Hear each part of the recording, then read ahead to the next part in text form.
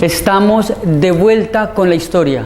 Este es nuestro tercer capítulo, conversando con Manuel Bedoya Holguín acerca de sus vivencias personales con Monseñor Gerardo Valencia Cano, de quien hemos venido hablando entonces en los últimos 2 programas y con quien cerramos este ciclo de conversaciones en torno a la vida, a la obra y a la memoria de Gerardo Valencia Cano, toda vez que los aportes que hizo a la sociedad de Buenaventura siguen vivos después de más de 40 años de haber viajado hacia las estrellas. Es un gusto continuar entonces con Manuel Bedoya, nuestro invitado, a estas conversaciones que no pretenden tener el alcance de carácter histórico, sino que son en todo caso vivencias personales, y esto es bueno subrayarlo para nuestros televidentes que han visto en otras ocasiones los otros capítulos y que han hecho referencias acerca de las precisiones que ha compartido con nosotros nuestro invitado Manuel Bedoya. Pues bien, estos son vivencias personales que tiene usted y con las cuales no se pretende hacer cátedra de historia. Es un gusto tenerlo, Manuel, de nuevo. Muchas gracias, señor Saín. Y felicitaciones por estos programas y felicitaciones pues al equipo de apoyo, a todos ustedes que ponen ese granito de arena en beneficio de Buenaventura, porque contar la historia nos evita volver a repetirla. O sea que es necesario tener todos estos elementos, y gracias a la Universidad del Pacífico que ha dado este espacio, y esperamos que ese espacio se mantenga, porque es muy importante la difusión a través de estos medios de comunicación, porque la gente no tiene tiempo de llegar a los salones, a las grandes reuniones, ni a los grandes eventos, porque está viendo a ver cómo se consigue el día a día.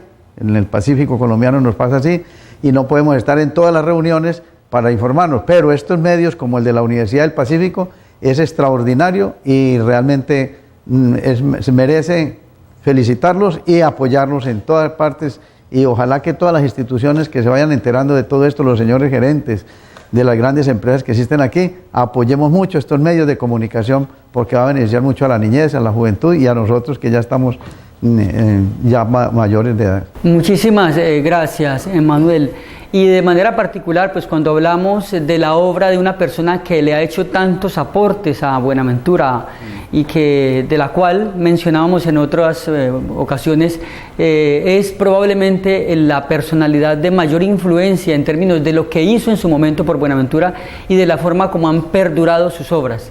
Sabemos que grandes instituciones que hoy se mantienen completamente vigentes en la ciudad de Buenaventura, como la Normal Juan Ladrilleros, el Instituto Gerardo Valencia Cano, que comenzó como la Casa de Artes, la Escuela de Artes San José, igualmente el Seminario San Buenaventura, el Instituto Matías Mulumba, que fue una de sus últimas obras, sí, que dejó plasmadas, pero que otras personas le dieron como el punto de partida, pero también la institución Jesús Adolescente, que la Casa Hogar Jesús Adolescente, que hoy tiene el nombre de el Colegio Salesiano, sí, y muchos otros esfuerzos humanos realizados por Gerardo Valencia Cano permanecen en el tiempo. Por todas esas razones vale la pena continuar hablando de esa gran personalidad. Sí, señor, y también se agrega las obras de infraestructura tan importantes que hizo para donde se congrega la gente, que son los templos o iglesias que les decimos.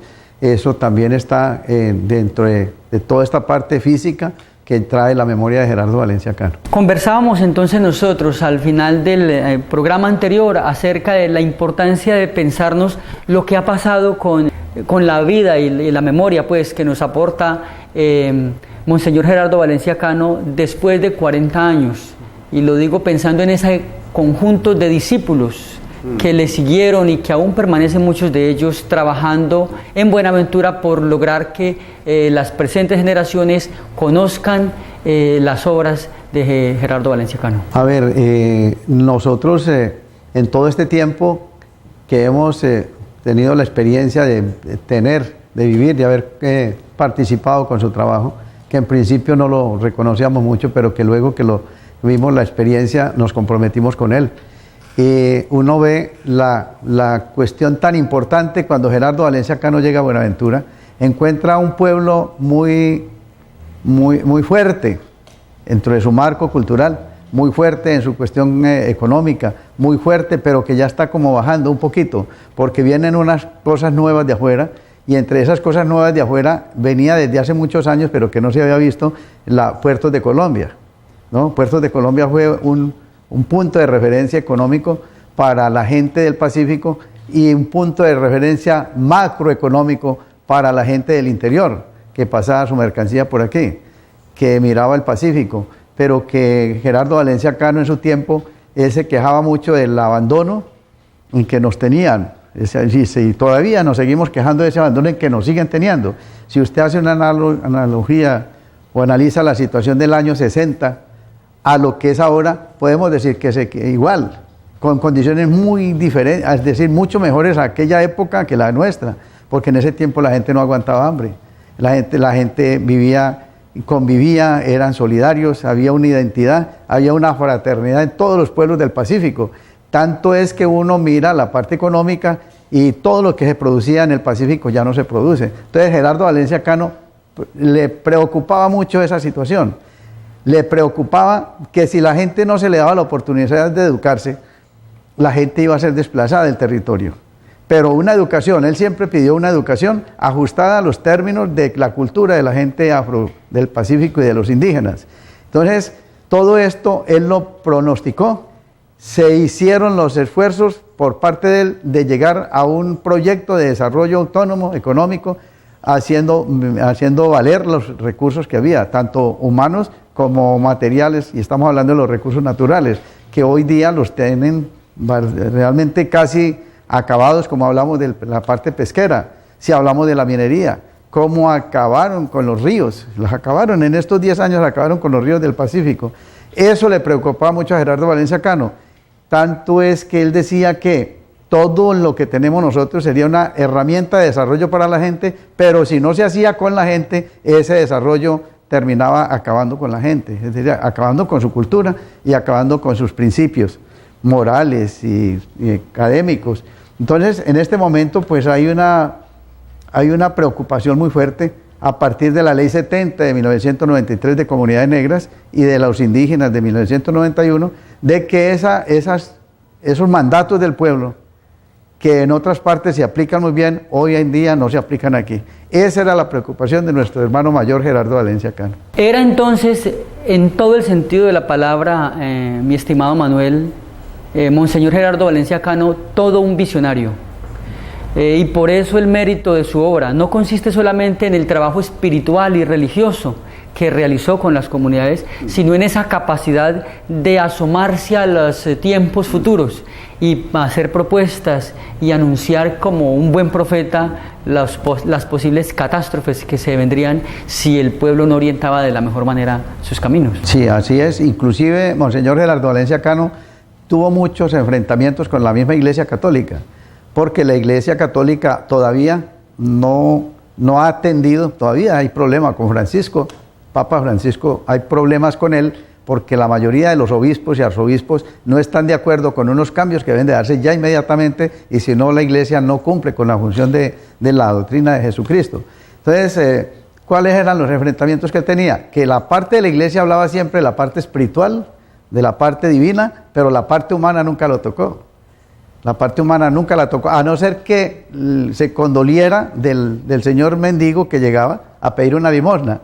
Era lo único, pero en la parte ya académica, en la parte intelectual, en la parte espiritual, era solamente lo divino. La parte material es muy poco lo que tocaba la Iglesia Católica. Y ese monseñor pisó los callos de la Iglesia Católica en el Concilio Vaticano II, se vino y entonces terminaron diciéndole obispo rojo, obispo comunista, como lo trataron de hacer, porque su trabajo era precisamente la parte material, la parte humana, y la parte espiritual del hombre, que su esencia es espiritual, que su esencia es de una creación divina, pero que tiene que ver mucho con la parte material, o sea, la parte que tiene que ver con la alimentación, con la educación, con la formación de la gente, las familias.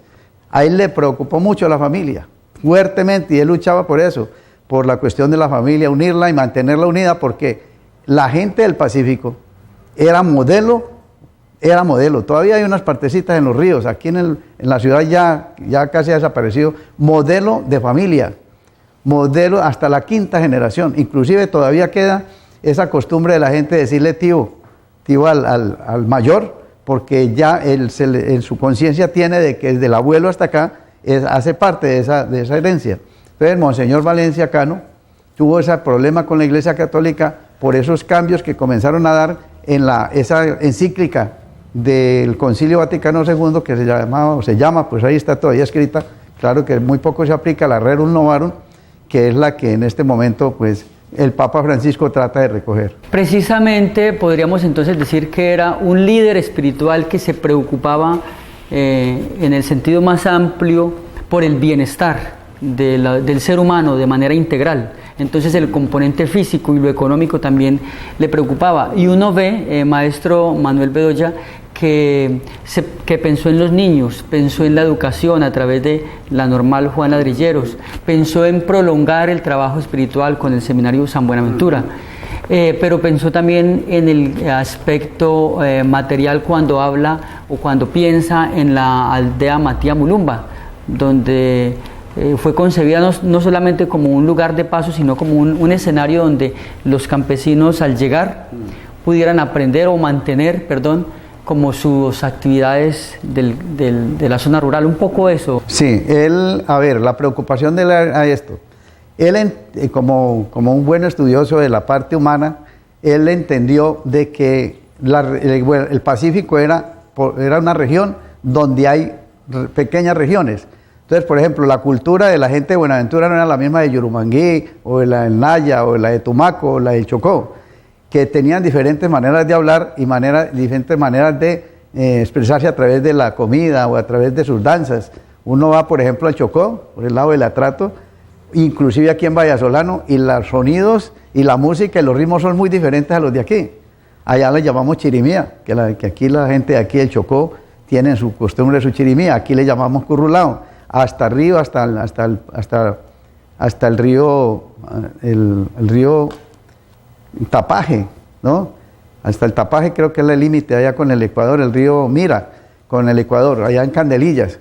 Entonces la gente tiene esas expresiones, él las tenía, entonces él recogía toda esa parte, y cuando llegó Buenaventura a ser toda una especie de metrópolis, donde había gente de todas partes, él decía, la Universidad del Pacífico está en el Puente del Piñal. ¿Y por qué decía eso? Porque es que las sabidurías de cada uno de los ríos era muy diferente, aunque su identidad era la misma, la de afro, la de indígena. Los mestizos que estaban también allí, que se iban, o que nos vamos identificando y seguimos identificados con la región del Pacífico. Gerardo Valencia Cano lo preocupó mucho esa situación de la educación, y por eso todas estas instituciones que aún están, pues no están en la misma infraestructura, porque hoy día la infraestructura que era de la Normal, hoy es la diócesis de Buenaventura. La infraestructura que era de lo que logramos hacer en el SENA, por ejemplo, el SENA, donde queda el SENA, Gerardo Valencia Cano, empezamos con él a construir la Escuela de Artes y Oficios, que luego se llamó Escuela Industrial San José. Hoy la mitad de ese SENA la construimos nosotros con pala y pico, porque eso era mar hasta aquí, hasta la iglesia de Divino Niño, venía el mar hasta ahí, se fue rellenando y nosotros hicimos esa parte. Cuando los politiqueros se comenzaron a entrometerse, a partir del primer Congreso de Desarrollo del Pacífico, a meterse porque lo que había aquí era muy importante para ellos en cuestiones de votos y en cuestiones económicas, entonces ya comenzaron a pedir espacios politiqueramente y no en la parte, dijéramos, legal, en la parte social que el obispo imponía, porque él lo imponía porque era una obligación de él como pastor, imponerle al señor que viene equivocado a mantener unos programas que no se ajustaban a la gente. Y eso se fue imponiendo, y hoy en día pues estamos en un gran riesgo de perder la identidad y de perder el territorio. ¿Por qué? porque en la nueva modalidad de los megaproyectos, en la nueva modalidad de la tecnología, ¿no?, está la parte del populismo muy fuerte. En el mundo entero, la tecnología y lo que llamamos la parte virtual, eso se ha convertido en un espacio de populismo muy fuerte que va llevando a la gente a un egoísmo, a un individualismo, y entonces el que se va quedando es el que tiene los grandes medios de comunicación y los que tienen los grandes capitales. Y entonces en Buenaventura estamos viendo eso. Miramos nosotros, hablemos de TCBuen, cómo desalojan a la gente sin reconocerle absolutamente nada, excepto un incentivo de una canoa y un motor para unos cuantos, pero en la demás gente vienen los megaproyectos, por ejemplo, de Puerto Solo, Agua Dulce, el Delta del Dagua, y vean a ver las propuestas que la gente ha hecho frente a eso, no se tienen en cuenta, y se han hecho grandes foros. Aquí el proceso de comunidades negras ha hecho grandes foros, y un foro importantísimo que se mantiene es el foro que se hizo en Perico Negro en el año 91, allá en el Cauca, por ahí por el lado de Santander de Quilichao, ese foro donde se recogieron todas las ideas con base a esos principios de Gerardo Valencia Cano, ¿no? Ese foro no se ha desaparecido, pero no se pone en práctica. Y hoy la lucha de la gente de los que tenemos conciencia de las necesidades del territorio, ir concientizando a los grandes inversionistas. Entonces los grandes inversionistas que han llegado son gente de aquí. No digo nombres de los grandes inversionistas que hay acá, que en medio de su afán por mantenerse en el poder económico, ellos no importa a quién desalojen o a quién le quiten el pedazo de tierra. Entonces, esa situación era lo que Gerardo Valencia Cano le preocupaba. No vamos a ver que el día de mañana, si no estamos educados, si no estamos capacitados, si no entendemos, si no nos identificamos el uno con el otro, van a sacarnos del territorio. Y eso lo estamos viendo. Ahorita, pues, una herramienta muy fuerte que han utilizado para sacar a la gente del territorio es el paramilitarismo.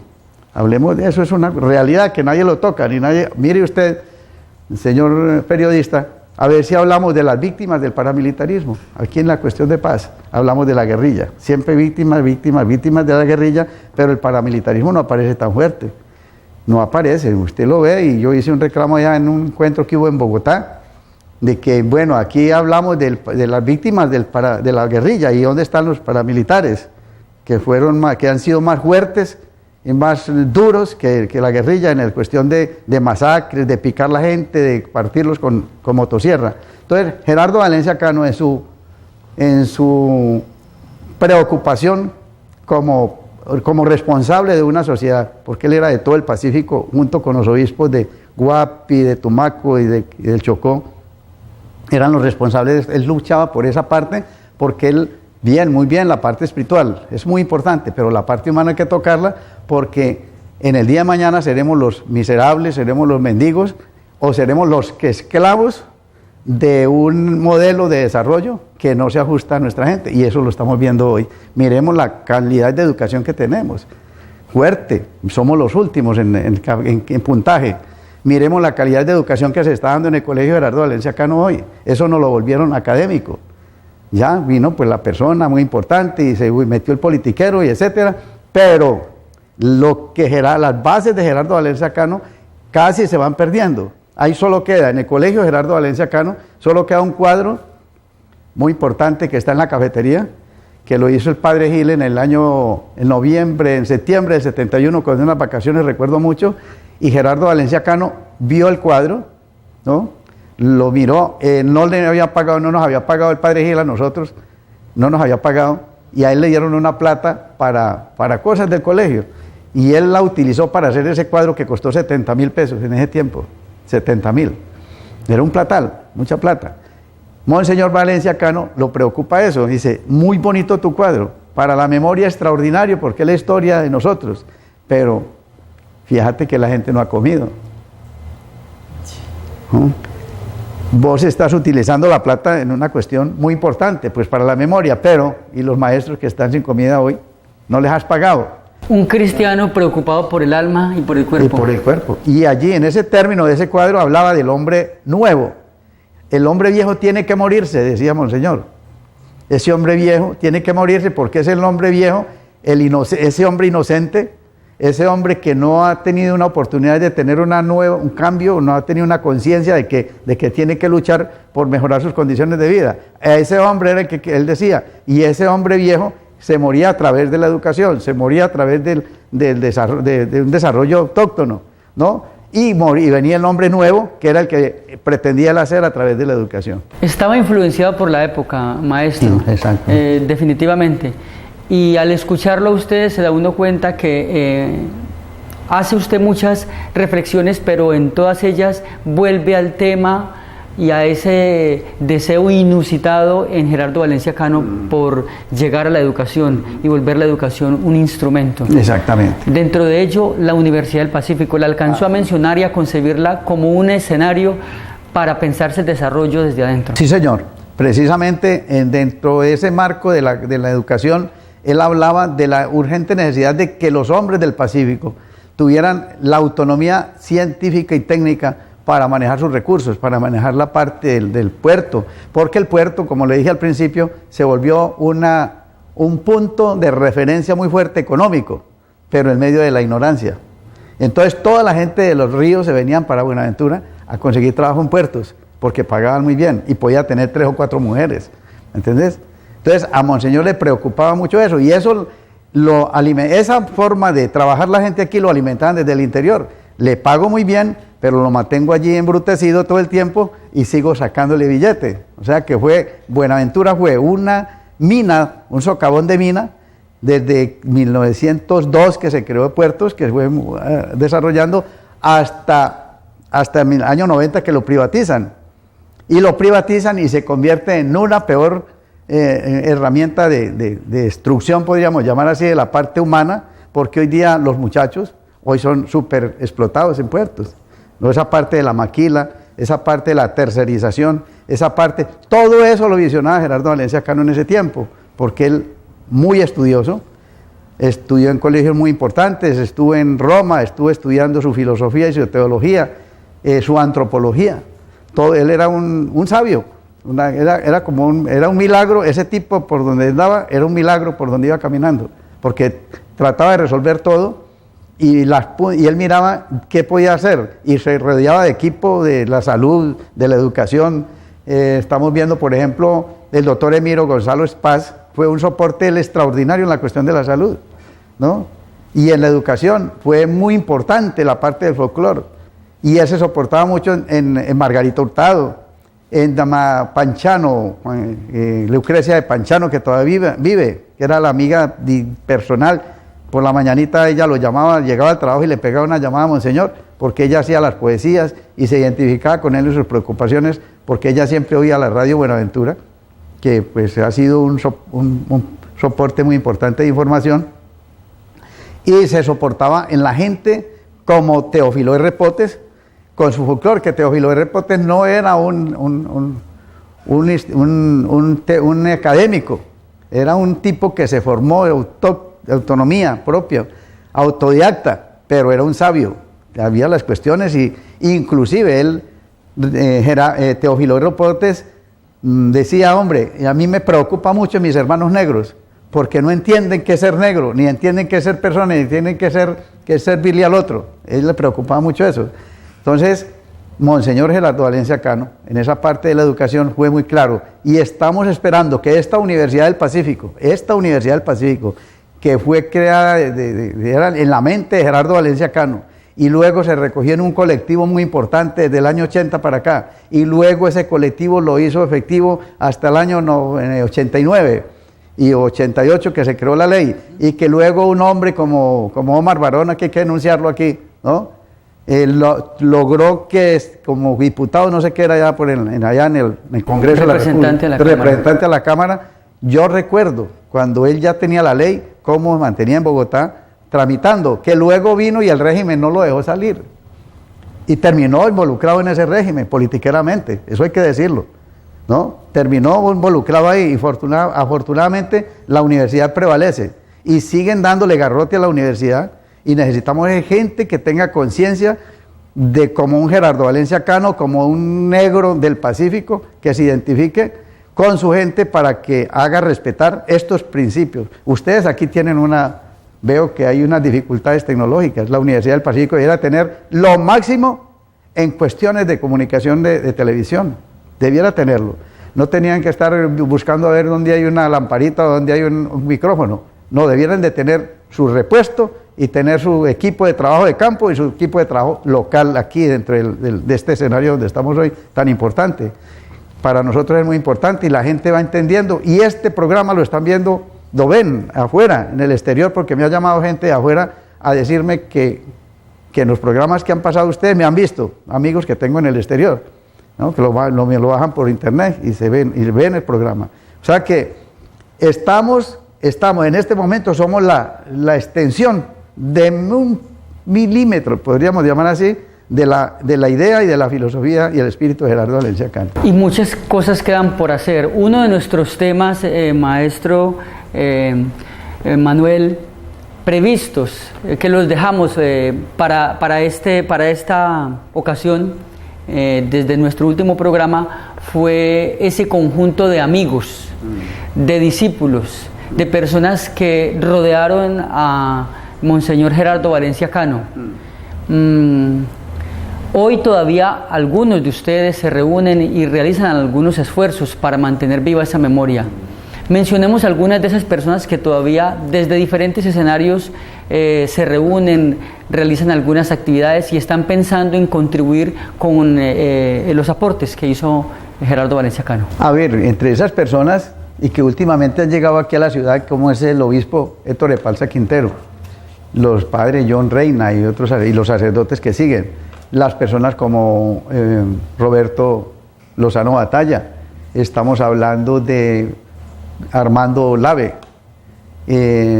estamos hablando de un Gersaín aquí presente, que promueve, que ayuda a apoyar, porque si no estuvieran estos medios de comunicación estaríamos perdidos, volveríamos otra vez a la época del tambor, que se sonaba en la montaña, o el humo del indígena, que ya no se ve, ya está confundido con las quemas que hacen en los veranos y que hacen en las cordilleras. Y ahora necesitamos estos espacios muy importantes.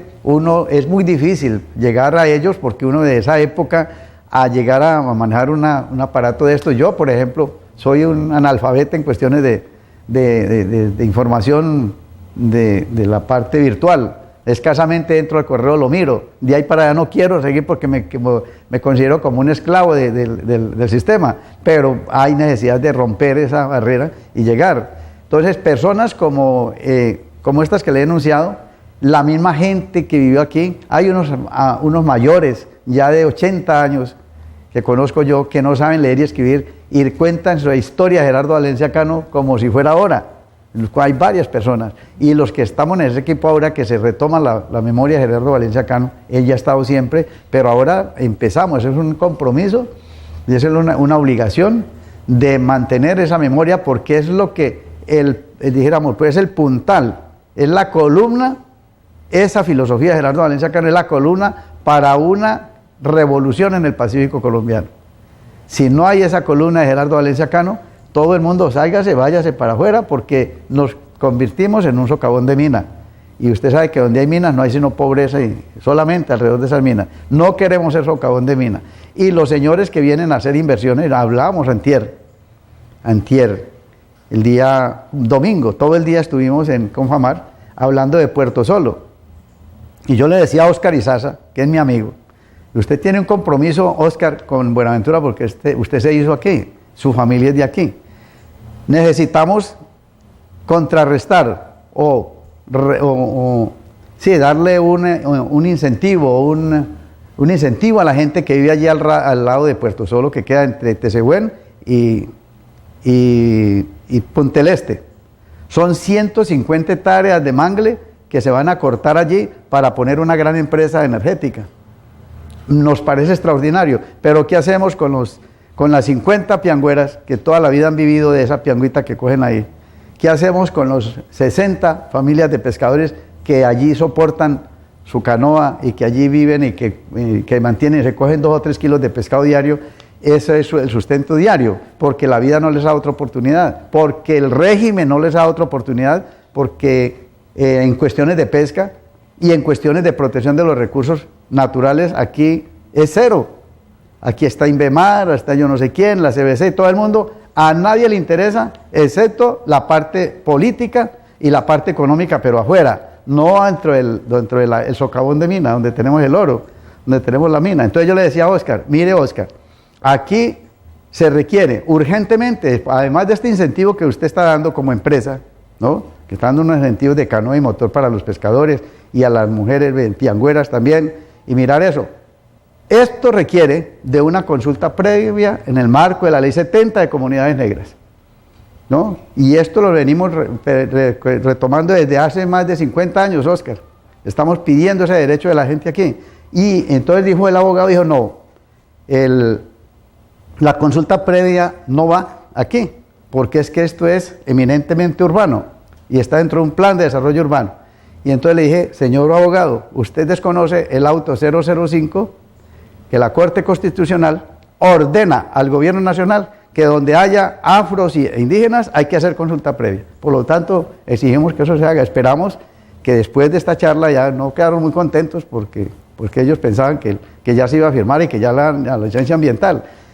Y la licencia ambiental la dan en el marco de una consulta previa. Y en este momento están manejando un poco de proyectos, como el canal de acceso, como en la parte que tiene que ver con la cuestión de los proyectos que están formulando en el Delta del Dagua, en el Mallorquín, donde va a quedar el terminal de petróleos, ¿no? Que viene desde el Putumayo.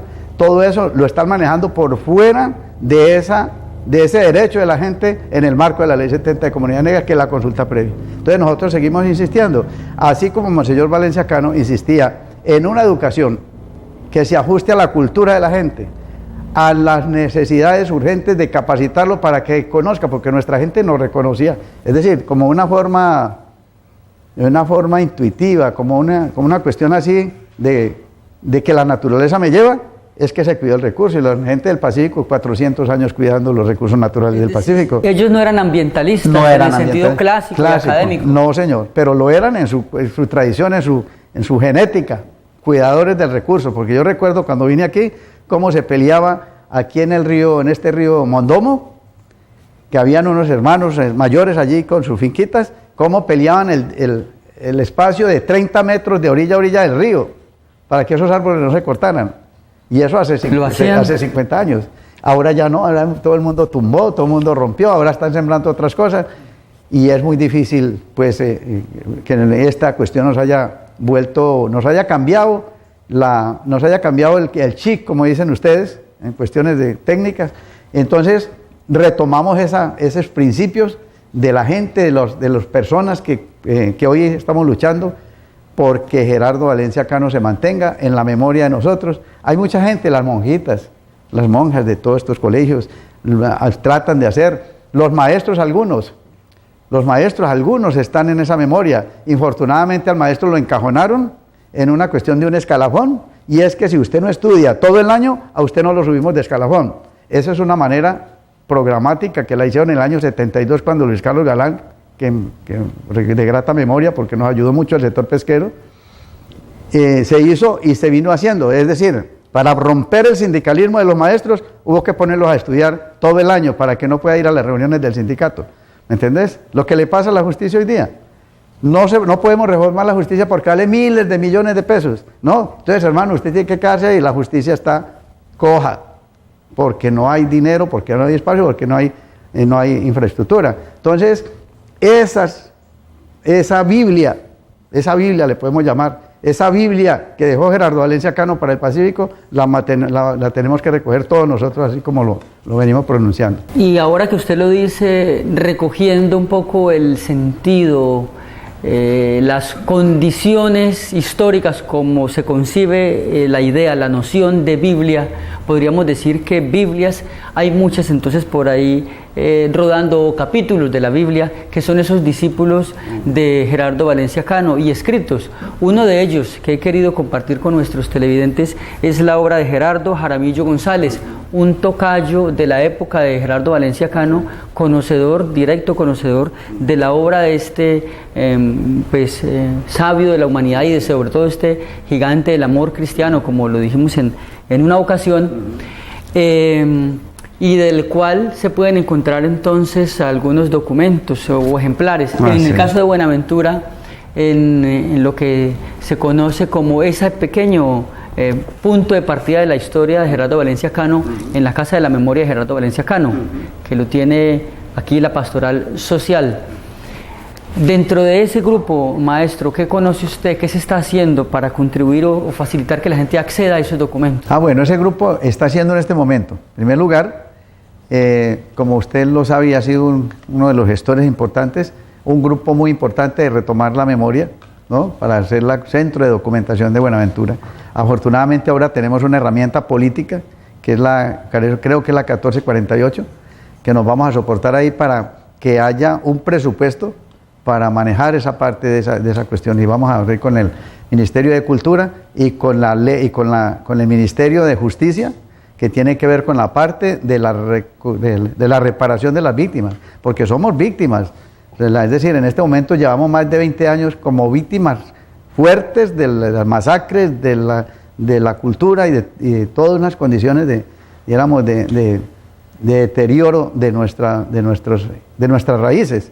Entonces, ese grupo importantísimo, donde hay mucha gente, y en este momento creo que va a salir un libro muy importante de un ingeniero Cifuentes, Jaime Cifuentes, un libro que escribe las vivencias que él con Monseñor Gerardo Valencia Cano y lo que él conoció de lo que era Buenaventura en ese tiempo, donde los bancos, había una cantidad de bancos, estaba el Banco Francés, Gerardo Valencia Cano ayudó mucho a organizar las instituciones, las asociaciones, y estamos hablando del sindicato de Sintra Madera, que fue la oportunidad que tuvo Cartón de Colombia para saquear toda la madera del Pacífico, y esta zona, desde Bajo Calima hasta el río Anchicayá, hasta parte de Mallorquín, se llevaron la madera, se la llevaron para el interior, y aquí no quedó sino el pantanero.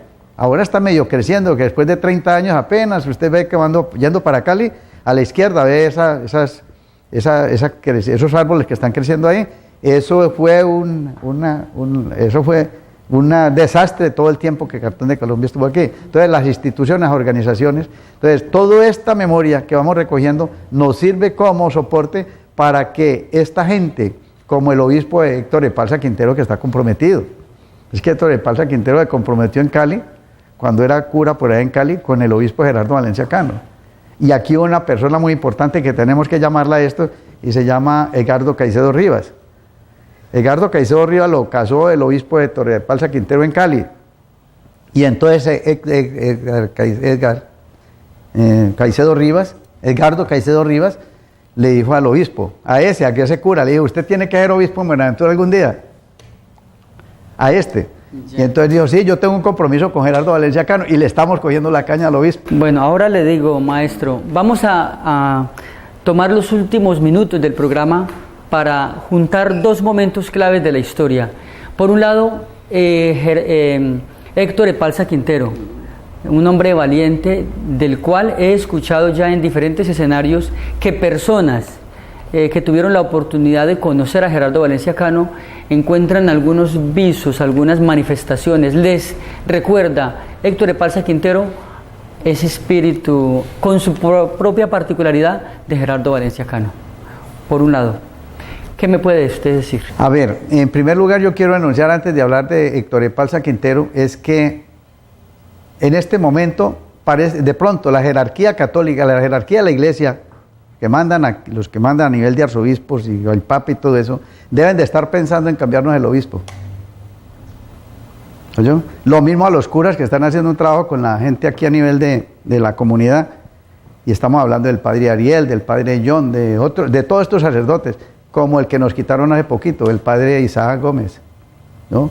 Y nos lo quitaron por un descuido, porque es aterrador el régimen de salud que hay en este país, que prefieren ganar dinero a salvarle la vida a la gente. A ese cura vamos para una investigación en la Santa Sofía, porque allí lo dejaron morir, al padre Isaac Gómez. ¿Me entendés? Entonces, esa parte debemos tenerla muy en cuenta, porque nosotros no podemos seguir siendo víctimas de un régimen que de discriminación que siempre nos han tenido toda la vida. Eso lo decimos y eso es verdad. Mire usted cómo ahora con el plantón el 19 de febrero y en la marcha del 19 de febrero y el plantón del 12 de marzo, cómo en otras partes resolvieron el problema del cumplirle al pueblo con el agua, con la salud, etcétera. La Guajira pidió 180.000 millones de pesos y a los 3 días los tenían allá. Aquí nosotros no hemos pedido sino que nos resuelvan el problema y es el momento que el gobierno no ha llegado. Y llevamos ya 9 meses esperando y esperando y esperando y vienen con una cantidad de mentiras y viene el ministro de Defensa y viene todo el mundo y solamente hablan de los muertos y solamente hablan de que sí, que mire que ya son menores los muertos, pero la niñez, la juventud, la mujer que era uno de los pilares de Gerardo Valencia Cano en educación, porque él vería que la mujer es el elemento más importante en estas cuestiones. Entonces, Héctor Epalza Quintero, en estos días lo vimos en una intervención muy importante y se identificaba con Gerardo Valencia Cano en su forma de hablar.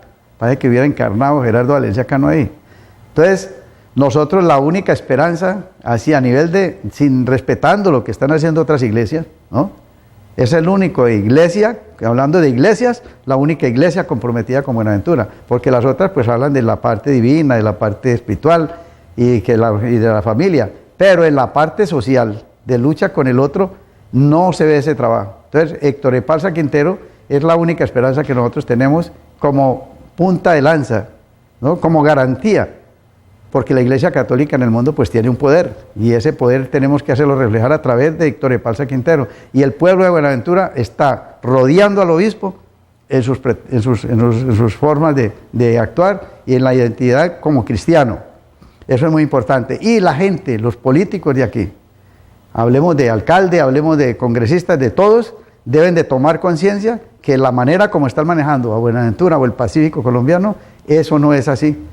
Tienen que cambiar de actitud, tienen que ajustarse y dejar esas ambiciones económicas y fortalecer la educación, fortalecer la cultura y ayudar a todos los grupos, como Gerardo Valencia Cano lo hacía, a que haya retomar, una reivindicación y un cambio de actitud en todos para poder que dentro de unos 2 o 3 años, cuando firmen la paz en Cuba, que la necesitamos urgentemente, firman la paz en Cuba y ahí no se acabó la cosa. La lucha sigue muy dura porque el cambio que tiene que haber en este país para romper el egoísmo de los politiqueros y de los magnates y los dueños del billete es muy difícil, de que tomen conciencia de que hay que compartir, ¿no? A Gerardo Valencia Cano le preocupaba mucho el hombre de la costa, que terminara como casi estamos hoy, podemos decir en un 70% en la miseria, en la pobreza y azotado por la violencia. Eso es una de las cosas que tenemos que tener en cuenta. Y entonces, maestro, y terminamos este programa con una pregunta que pues, nos va a remontar a la época en que se transformó, en que viajó Gerardo Valencia Cano, pero también con eso que pasó y lo que pensaron ustedes cuando ocurre pues, toda esa tragedia y remontarse en la memoria de lo que ocurrió hasta nuestros días. Como ese balance que hace usted acerca de las personas que sobrevivieron al hecho y que ahora están tratando de mantener la memoria. Lo que pasó entonces cuando muere él, ¿cómo encajan ustedes el golpe, esa cosa, esa reacción social en Buenaventura? A ver, puede que la comparación no sea muy acertada, la que voy a hacer. En el monte hay unos animalitos que se llaman zainos, o el tatauro. El tatauro lleva una guía, ¿no? Lleva una guía. Y esa guía es pequeñito, el más pequeñito de todos va adelante y los otros 50 o 100 tatauros van atrás. Cuando usted mata a la guía, se desbarata todo el mundo. Eso nos pasó. De pronto en nosotros no había conciencia.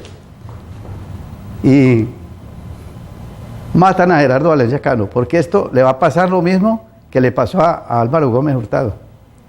No han encontrado al autor, pero sí está, el autor está ahí, porque es el régimen que lo mató. Aquí a Gerardo Valencia Cano, cuando matan a Gerardo Valencia Cano, todo el mundo se desparpaja. No teníamos mucha fuerza espiritual, ni de proyectos, ni nada, y no Todo el mundo se fue. Los curas renunciaron, muchos sacerdotes renunciaron, no aguantaron el golpe. Otros que sí creyeron que con la parte económica podían salir adelante. Hay unos que están vivos, tienen sus almacenes aquí. Dejaron de ser sacerdotes, volvieron padres de familia, pero mantienen la memoria y quieren estar ahí. Yo los invito a que retomemos esa cuestión de Gerardo Valencia Cano y que no les pase lo que le pasa a los tatauros cuando le matan su guía. Bueno, maestro, y hoy está usted y están otras personas que mantienen esa memoria, que uno los encuentra con un gran conocimiento de Gerardo Valencia Cano y una especie de despertar, quizás la presencia de Héctor Epalza Quintero y manifestaciones sociales que animan un poco los espíritus. Con esto terminamos nuestro programa. ¿Qué sigue entonces para usted y para ese grupo de personas que le conocieron? ¿Qué cree usted que viene ahora en los próximos años? Y a usted muchísimas gracias por habernos acompañado. Cuando digo que cree usted que sigue, en torno pues a la memoria y a la obra de Gerardo Valencia Cano. A ver, lo que sigue en este momento es recoger todas las inquietudes que hay de la gente. En este momento tenemos nosotros por ahí ese libro que usted presenta ahí tan importante, hay que retomarlo. Algunos escritores que están escribiendo la memoria. Hay un libro que se llama La Reconquista del Pacífico. Y invitamos a la gente que lea ese libro, a todos que paguen. Eso no vale 26,000 pesos el librito, pero es una joya para la situación que venimos viviendo a partir de 10 años para acá. Extraordinario. Y lo que sigue es mucha voluntad de trabajo, mantenerlos a ustedes con ese espíritu de colaboración, porque realmente se caracterizan este equipo de Yubarta en la voluntad de trabajo, en cómo se integran, cómo tienen su tolerancia para soportar cada uno desde su punto de vista técnico, cómo se trabaja en equipo sin que el sistema se desbarate por culpa mía. Eso es lo que sigue en este momento. Y lo que sigue más es seguir seguir el camino que como garantía nos marca Héctor Epalza Quintero, seguir todas las sabidurías de todos nuestros antepasados, y estamos hablando de Mercedes Montaño, de Margarita Hurtado, estamos hablando de Teófilo R. Poti, y los que estamos vivos. Aquí hay gente muy importante en el folclore, gente muy importante en la política. Hablemos de Hernán Rodríguez, hablemos de nuestro amigo que se volvió un personaje muy importante, se llama Luis Sánchez. Los otros, Pepitas, las emisoras, los comunicadores, los periodistas que hoy están muy contaminados la mayoría de ellos, perdónenme ustedes que están aquí, la mayoría de ellos contaminados por el régimen, porque pues realmente la subsistencia es tremenda, pero tenemos que retomar todo eso y hacer un análisis fuerte. Y sigue eso, y quiero hacer una notica bien importante. Gerardo Jaramillo, el que escribió ese libro, me casó a mí. El 7 de septiembre de 1964, aquí en Buenaventura. Entonces el tipo se retiró, no sé por qué causa, pero se volvió un tipo muy importante, tomando la memoria de Gerardo Valencia Cano. Para él es muy importante y para nosotros también. Maestro Manuel Bedoya, en una demostración para nuestro público de lo abierto, de lo profundamente humano que fue Gerardo Valencia Cano, de lo tolerante de todas las formas de pensamiento, quiero compartir para nuestros televidentes, ya en el final del programa, en una carta que presenta Gerardo Jaramillo González, el autor de este libro, que fue escrito muy poco tiempo después de haber muerto Gerardo Valencia Cano, donde muestra una carta escrita por el intelectual de la época, el poeta nadaísta Gonzalo Arango. Como todos sabemos, se supone que los nadaístas son ateos y rebeldes contra la iglesia. Pues bien, Gonzalo Arango escribió en su momento una carta que la dirigió a Gerardo Valencia Cano después de haber compartido con él 5 días en la selva, y tiene fragmentos muy hermosos.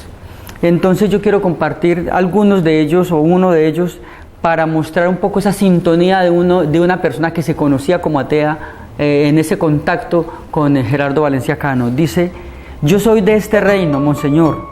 Yo no venderé mi alma al demonio del dinero y el poder. Allá todo es pobreza, menos el hombre. Aquí todo es progreso, menos el hombre. Soy de esa raza con toda mi alma, de la raza que fabrica música con tarros de latas, que arranca melodías al corazón de la madera, que baila bajo las estrellas en un éxtasis de adoración, que ama todo religiosamente, que no sabe rezar Padre Nuestros, pero en cambio bendice al universo. Su instinto es un lenguaje espiritual, la blancura inmaculada de sus corazones negros. La blancura inmaculada de sus corazones negros. Este es un pasaje que comparte de la carta de Gonzalo Arango en esta obra que recuerda la memoria de Gerardo Valencia Cano, mostrando esa sintonía de dos personas que fueron unidos por ese amor de Gerardo Valencia Cano. Con esto entonces queremos terminar nuestro programa. Muchas Maestro, gracias. ¿qué le parece? Muy bien, extraordinario. Es el punto de oro de este programa.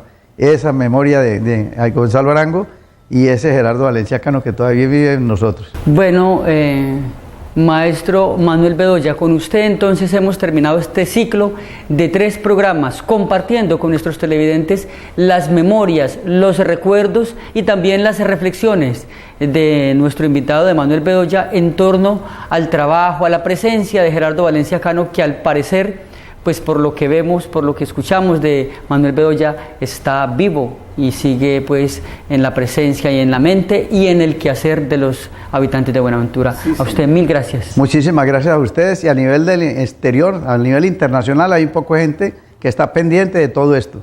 Hay artistas famosos, que ya son muy famosos en el baile, en el canto, en la poesía y en la parte técnica, en la arquitectura, famosos que están pendientes de ayudar a sacar a Buenaventura adelante. Muchas gracias. A nuestros televidentes igual les agradecemos por habernos acompañado y les invitamos a continuar con la programación de Yubarta Televisión.